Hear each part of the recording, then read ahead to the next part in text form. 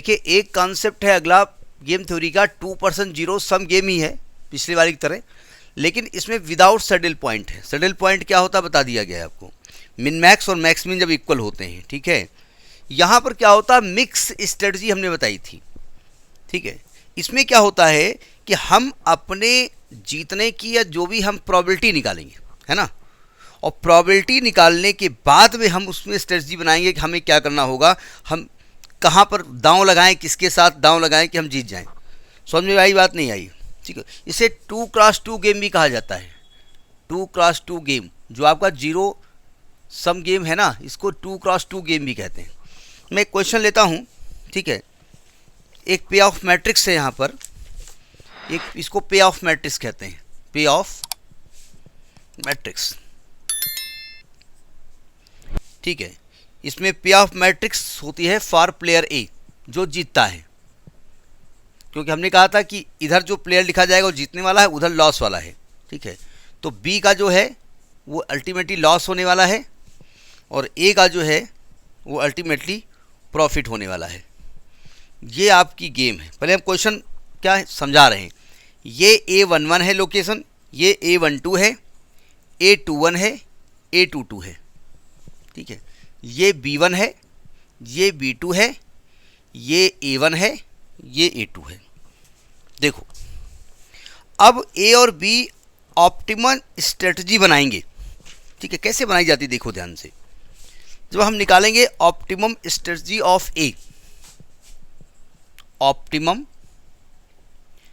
Strategy of A, तो लिखा ऐसे जाता है A1 A2 और ये इसकी प्रोबेबिलिटी है P1 P2। भाई कोई भी आप स्ट्रेटजी बनाते हो लिखते हो ना कि मोस्ट प्रॉबेबल भाई ये हो भी सकता है नहीं भी हो सकता है, ठीक है। अब कैसे P1 P2 निकलेगा वो भी बताया जाएगा। और चूंकि P1 P2 निकलेगा तो P1 प्लस P2 की वैल्यू क्या होने वाली है 1। टोटल प्रोबेबिलिटी आप जानते हैं 1 होती है ना।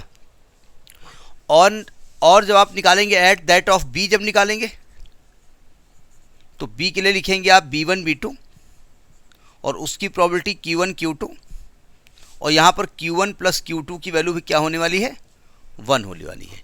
यानी अगर हम Q1 निकाल लें तो Q2 अपने आप निकल आएगा, ठीक है।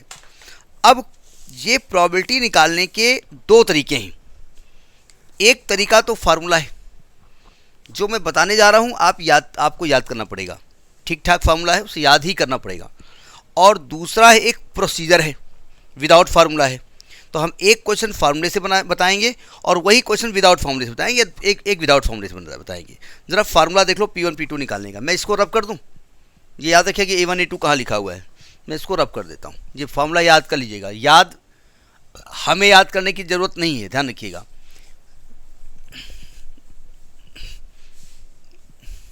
मन लग रहा है ना हम जो पढ़ा रहे हैं कि जल्दी होता, जल्दी 1 घंटा हो, जल्दी 1 घंटा हो, दैया A11 ये यहाँ लिखे दे रहे हैं A12 A21 A22। ए के लिए प्रोबेबिलिटी P1 है और B के लिए P2 है। मैं फार्मूला लिख रहा हूँ P1 के लिए और P2 के लिए, ठीक है। P1 के लिए जो फार्मूला होता है देखो ध्यान से, पहले हम क्या करते हैं A22 और A21, ये दिख रहा है आपको दोनों, A22 और A21 को माइनस कर देते हैं। A22 मतलब एक आप इसी सिमिट्री याद कर लो पहले क्या किया गया है, और चिंता मत करिए जो विदाउट फॉर्मूला बताएंगे वो भी प्रोसीजर आप अप्लाई कर सकते हो, ठीक है। A22 माइनस A21 अपान A11 plus A22, A11 plus A22 minus A12 plus A21, A12 plus A21, ये P1 निकलेगा, ठीक है। और P2 अपने आप निकाल लोगे आप, किस फॉर्मूले से निकलेगा 1 माइनस P1 से, P2 निकल आएगा ना। अब जो Q1 निकलेगा, Q1 वो निकलेगा देखो ध्यान से, P1 के लिए आपने इन दोनों को माइनस किया था ना रो में से, इसमें से ये वाला एलिमेंट सेकेंड वाले में से, इसमें से ये वाला एलिमेंट माइनस करेंगे, मतलब ये लिखा जाएगा A22 माइनस A12 और नीचे यही रहेगा A11 plus A22 minus A12 plus A21। ये Q1 निकल आया और Q2 निकालने का फॉर्मूला 1 माइनस Q1 होता है। तो जो वैल्यू ऑफ गेम निकलती है, value of game gamma is equal to, ये होता है A11 इंटू A22, यानी इसका multiply, minus A12 into A21 और अपान यही रहेगा A11 plus A22 minus A12 plus A21। समझ में आई बात नहीं आई? ये फॉर्मूला याद, देखो फिर समझ लीजिएगा, नीचे वाली चीज़ सब में सेम है, इसको प्लस किया, माइनस इसको प्लस किया, नीचे सब में सेम कर दिया, ठीक है। और ए के लिए निकालने के लिए इसमें से इसको माइनस किया, और बी के लिए Q1 निकालने के लिए इसमें से इसको माइनस किया। मैं आप बताने में थोड़ा आसान लग रहा है, मेमोरी में रखना थोड़ा टफ होता है, ठीक है। तो मैं एक क्वेश्चन लगा देता हूँ और उस क्वेश्चन से इसको सॉल्व करते हैं, ठीक है। क्वेश्चन आया है आपका कि सॉल्व द फॉलोइंग पे of matrix, determine the optimum strategy value of game without saddle point आया। देखो ध्यान से, ये फॉर्मूला लिखा हुआ, लिखा रहने दें, चलेगा? नहीं, रब करना पड़ेगा, बाद में लिखेंगे, हम क्वेश्चन लिखते हैं। जैसे मान लिया ऑप्टिमम स्ट्रेटजी का क्वेश्चन है, ये आपका है B1, ये B2 है, ये A1 है, ये A2 है, ये 5 है, ये 1 है, ये 3 है, ये 4 है। ज़रा समझिएगा, अगर मैं यहाँ पर आर्मिन निकालता, सुनो ध्यान से, यहाँ 1 आता ना, मैं निकाल नहीं रहा हूँ, यहाँ आर्मिन निकालता यहाँ 3 आता, यहाँ सी मैक्स निकालता तो 5 आता, यहाँ सी मैक्स निकालता तो 4 आता, ठीक है। मिन का मैक्स निकालते तो 3 आता, और मैक्स का मिन निकालते तो 4 आता। तो आपका मिन मैक्स और मैक्स मिन इक्वल हैं, यानी ये विदाउट सैडल पॉइंट का क्वेश्चन है, सैडल पॉइंट नहीं है, ठीक है। पहली बात तो अपने आप क्लियर है यहाँ पर, ठीक है। तो ये आपको कह भी दिया है कि determine the optimum strategy and value of game, बोला इन्होंने, ठीक है। अब देखो ध्यान से, इसी में लिखे दे रहे हैं, ये A11 है ना, ये A12 है, आप अलग से लिखेंगे, ये A21 है, A22 है। P1 निकालने का फॉर्मूला हमने क्या बताया था, इसमें से इसको माइनस करिए, क्या फॉर्मूला लिखा हुआ है आपके पास, A22 माइनस A21, ये करिए।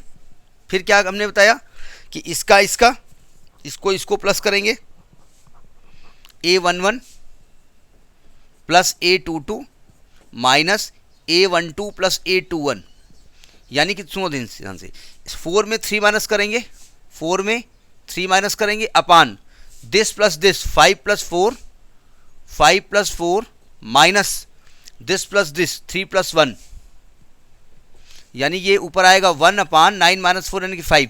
ये P1 आपका 1 अपान 5 आ गया, देखते भी जा रहे हैं। और P2 क्या निकलने वाला है, 1 माइनस P1, यानी 1 माइनस 1/5 यानी कि 4/5, ये P2 निकल आया, ठीक है। Q1 का फॉर्मूला क्या बताया गया,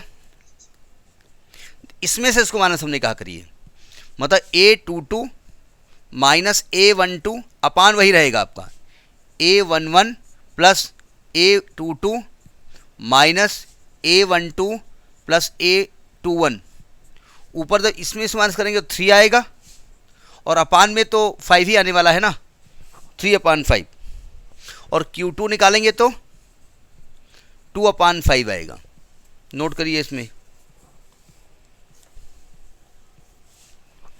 इसको नोट करते हैं कहीं पर। P1 क्या आया हुआ है, 1/5, P2 आया है आपका 4/5, Q1 आया है आपका 3/5, और Q2 आया है आपका 2/5। चिंता मत करिए, विदाउट फॉर्मूले से भी बताएंगे, तो आपको इतना लंबा फॉर्मूला याद नहीं करना पड़ेगा, याद वहाँ भी करना पड़ेगा, लेकिन थोड़ा डायरेक्ट हो जाएगा। नोट कर लिया। अब वैल्यू ऑफ गेम निकालते हैं।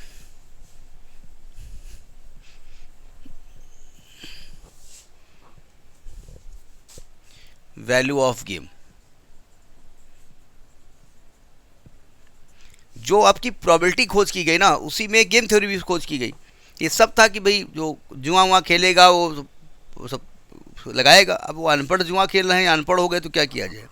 वैल्यू ऑफ गेम गामा, क्या फॉर्मूला बताया गया, A11 into A22, A11 into A22 minus A12 into A21, अपान तो वही रहेगा आपका A11 plus A22 minus A12 plus A21, तो इसको मल्टीप्लाई करेंगे तो 5 चौको 20 आएगा, माइनस इसको करेंगे 3 एकम 3 आएगा, और अपान में तो वही 5 आने वाला था, तो 17/5 ये गेम हो गया। ठीक है, तो ऑप्टिमम स्ट्रेटजी जो लिखी जाती है, इन ऑप्टिमम स्ट्रेटजी रब कर दे, नोट कर लिया। जो ऑप्टिमम स्ट्रेटजी है कि ए और बी की क्या होती है, optimum strategy, optimum strategy A1 A2 की है P1 P2, ऐसे लिखी जाती है। ऐसे मतलब लिखना प्रोबेबिलिटी है, नहीं ऐसे हो गया आपका।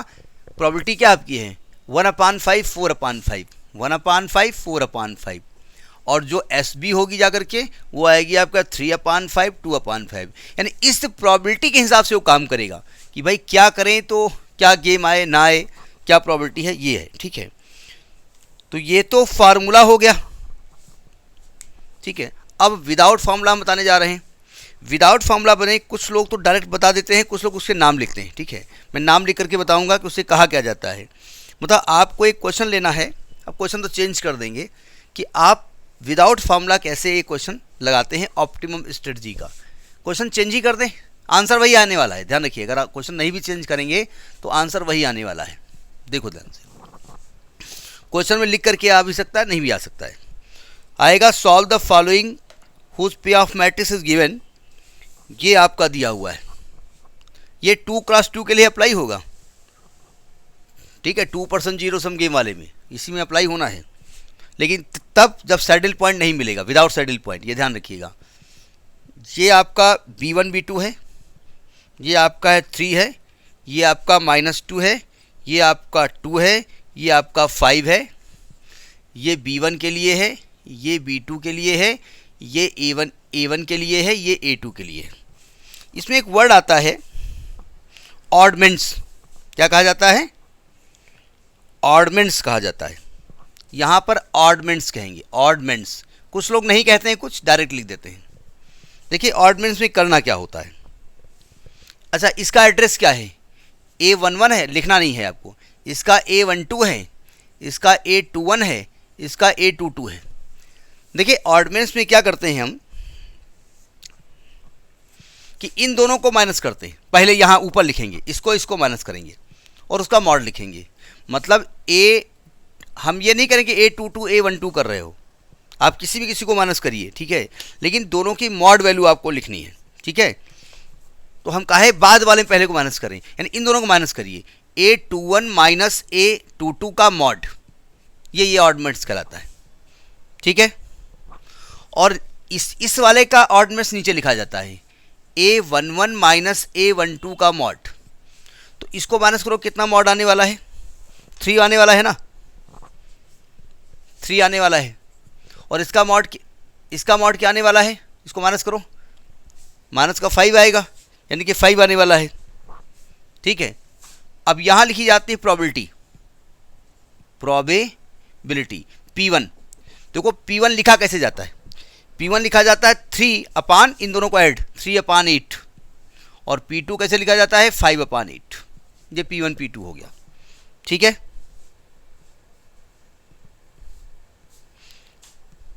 अब यहाँ देखो कैसे लिखी जाती है, यहाँ ऑडमेंट्स कैसे निकलता है। ऑडमेंट्स कॉलम के लिए ऑडमेंट्स, जब आप यहाँ लिख रहे थे तो रो को कर रहे थे ना ऑपरेशन, इसमें इसको माइनस कर रहे थे, यहाँ लिख रहे थे, इसमें कर रहे थे, यहाँ लिख रहे थे। मतलब सेकंड कॉलम को माइनस करके फर्स्ट में लिख रहे थे, सेकंड रो को माइनस करके फर्स्ट में लिख रहे थे, और फर्स्ट रो को माइनस करके सेकंड के सामने लिख रहे थे। यही कर रहे थे ना, यहाँ उल्टा कर दो, सेकंड कॉलम को माइनस करके फर्स्ट में लिखो, यानी A12 minus A22, A12 minus A22 mod, क्या वैल्यू आने वाली है निकालो। इसको कर रहे हैं माइनस, 5 - 2 7 आएगा ना, तो यहाँ 7 आने वाला है। और यहाँ इसको इधर लिखेंगे A11 माइनस A21 मॉड, 3 - 2 यानी 1 आने वाला है। तो यहाँ जब प्रोबेबिलिटी Q1 निकालेंगे तो 7/8 आएगा, और Q2 निकालेंगे तो 1/8 आएगा। ठीक है, प्रोबेबिलिटी निकल आई। अब इसकी ऑप्टिमम स्ट्रेटजी क्या होगी, optimum strategy optimum strategy, SA जो प्रोबेबिलिटी होती है, यानी 3/8 कॉमा 5/8, और SB क्या होगी 7/8 कॉमा 1/8, ये इसकी प्रोबेबिलिटी होगी जाकर के। इस प्रोबेबिलिटी के तहत वो वैल्यू निकालेगा, ठीक है। अब इसकी गेम थ्योरी निकाल लेते हैं। गेम वैल्यू क्या होगी, नोट करिए फिर बात करें।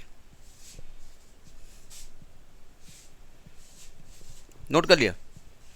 अब इसके गेम वैल्यू में फार्मूला चेंज होता है। देखिए गेम वैल्यू क्या होती है।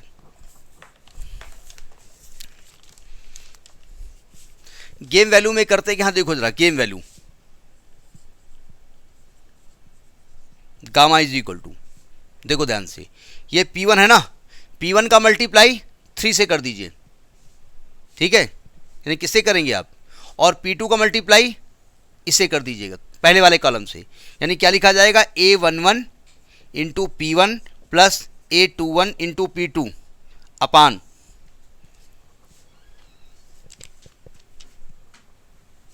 क्या होता, सॉरी यही आंसर हो गया। तो ये क्या आएगा 3 इंटू 3/8 प्लस 2 इंटू 5/8, यानी कि 9/8 प्लस 10/8, यानी कि 19/8 आ रहा, ठीक है।